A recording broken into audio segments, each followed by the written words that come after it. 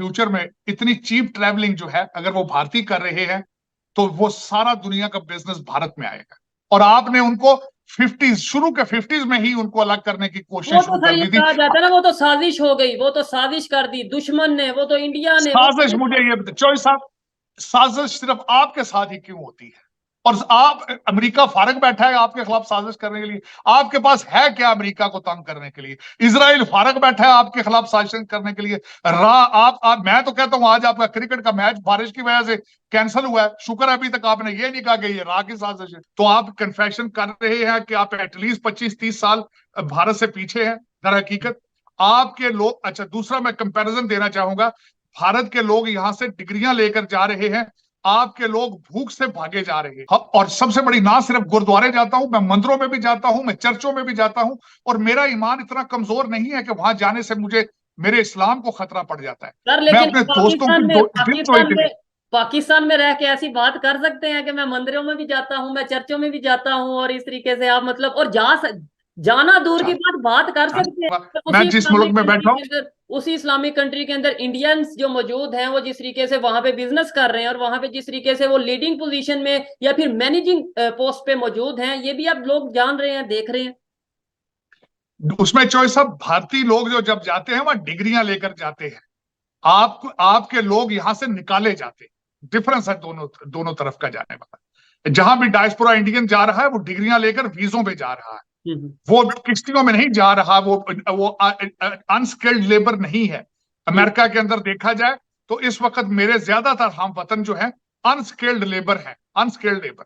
उनके पास बिल्कुल ही कोई स्किल नहीं मौजूद, इसीलिए वो अपने रैंक से ऊपर ग्रो नहीं कर पा रहे। ट्रेडिशनल बिजनेस में है, डंकन डोनट है, पेट्रोल पंप है, मोटर वगैरह है, इससे आगे जा ही नहीं पा रहे। बल्कि सेकंड और थर्ड जनरेशन पाकिस्तानी वो भी यही काम कर रहे हैं। तालीम की तरफ तवज्जो नहीं है, क्योंकि अगर माँ बाप तालीम याफ्ता नहीं है तो बच्चे किस तरीके से पढ़ेंगे? और हम्म। यही हालात हर कंट्री के अंदर डायस्पोरा का है। आपका डायस्पोरा इंग्लैंड में बहुत ज्यादा है, लेकिन उनके क्या हालात है वहां पे? सारे के सारे ज्यादातर वेलफेयर पे पड़े हैं। कोई सर तरक्की क्यों नहीं हो? एक बात मैं आपसे पूछना चाहूंगा, अक्सर मैं पाकिस्तान की पब्लिक से पूछता हूँ, अगर कोई मुझे ये कहता है कि मेरा फॉरेन का विजिट रहा है या मैं फॉरेन किसी कंट्री में जॉब करता रहा हूं, तो मैं पूछता हूँ कि वहां पे इंडियंस और पाकिस्तानी कैसे रहते हैं।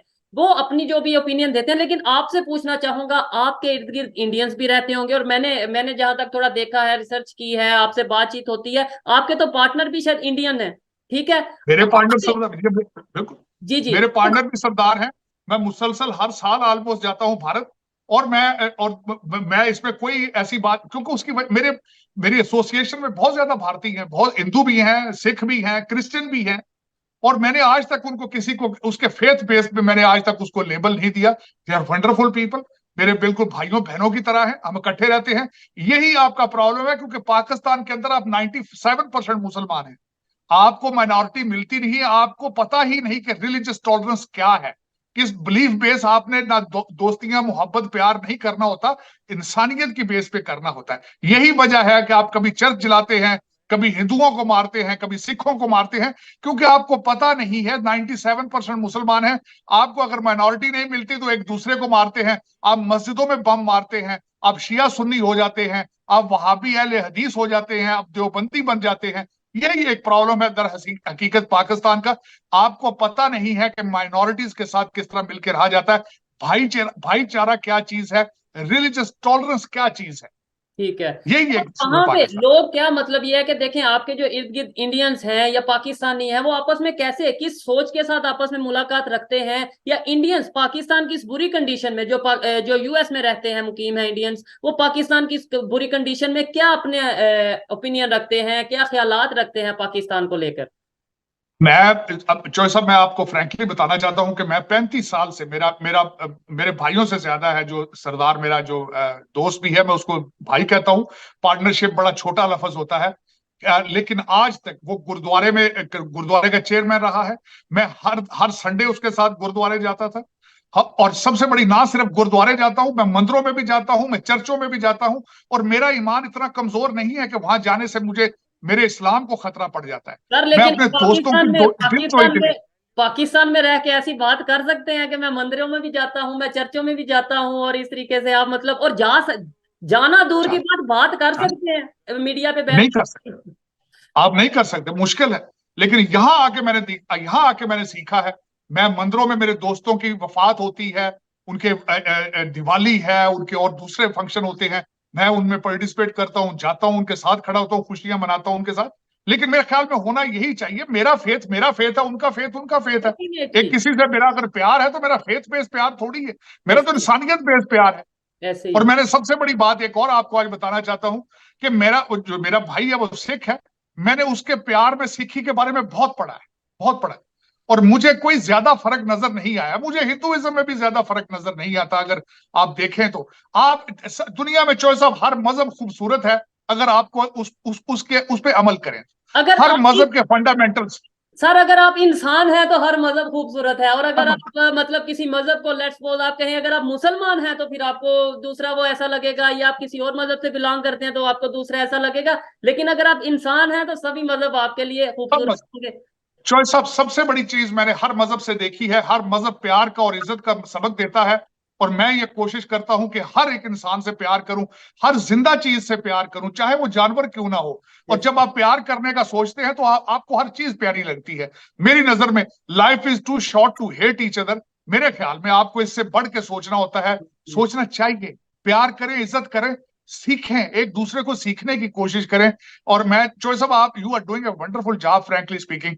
मैं आपके जब आपके प्रोग्राम देखता हूं, आपके आपके आपकी स्माइल देखता हूं, आपका पैशन देखता हूं, अल्लाह ताला आपको जिंदगी दे और सेहत आपको महफूज रखे। पाकिस्तान में जो आप मैसेज दे रहे हैं प्यार का और मोहब्बत का, मैं समझता हूं इट इज प्राइसलेस। और इसको आप जैसे और मजीद लोगों को बाहर आना चाहिए और प्यार और मोहब्बत और टॉलरेंस का सबक दें। सर अगले दिन मैंने यहाँ पे चॉइस साहब, यहाँ पे मैं वॉशिंगटन डीसी में मैंने चर्चेस के हवाले से एक इवेंट था, उसमें मैंने कहा था कि गीता और गुरु ग्रंथ साहब, बाइबल और कुरान को जलाने में उतना ही अफसोस दुख होता है जितना आपको कुरान के साथ दुख अफसोस। दोस्तों, चंद्रयान-3 की चांद के साउथ पोल पर कामयाब लैंडिंग के 10वें दिन आदित्य L1 मिशन को लॉन्च कर दिया गया। लेकिन आदित्य L1 के लॉन्च होते ही पाकिस्तान में हड़कंप मच गया।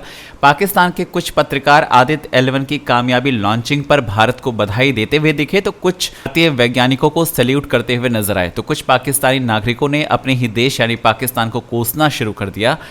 रिएक्शन देने वालों का एक ऐसा अनपढ़ पाकिस्तानी भी सामने आया जिसने स्पेस टेक्नोलॉजी पर ही सवाल उठा दिए। वैसे पाकिस्तान का चिढ़ना मुनासिब भी है, क्योंकि आज़ादी के 76 साल बाद भी आतंकी पैरोकरी करने वाला पाकिस्तान कोई बड़ा स्पेस मिशन लॉन्च नहीं कर सका। तो शायद यही वजह है कि पाकिस्तान के पढ़े लिखे लोग भी भारत की तारीफ कर रहे हैं। वहीं पर पाकिस्तान के पत्रकार आलिया शाह ने कहा कि इंडिया का सोलर मिशन सन मिशन आदित्य L1 कामयाबी के साथ लॉन्च कर दिया गया है। सैल्यूट हमारी तरफ से, मेरी तरफ से ये सैल्यूट, मेरी तरफ से ये सलाम है इंडिया के वैज्ञानिकों को, इसरो के साइंटिस्टों को, इसरो की उन महिला वैज्ञानिकों को जो हमें आगे बैठी हुई नज़र आती हैं। जो काम रूस और चीन नहीं कर सके वो भारत करके दिखा रहा है।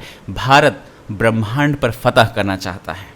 वहीं पर एक आम पाकिस्तानी ने कहा कि पाकिस्तान और भारत की कोई तुलना नहीं की जा सकती। भारत 1000 साल आगे निकल चुका है। पाकिस्तान में सच्चाई को नकारने वाले हैं तो सच्चाई कबूल करने वाले लोग भी। इन्हें पता है कि विज्ञान से लेकर अर्थव्यवस्था हर मामले में भारत पाकिस्तान से सदियों आगे है।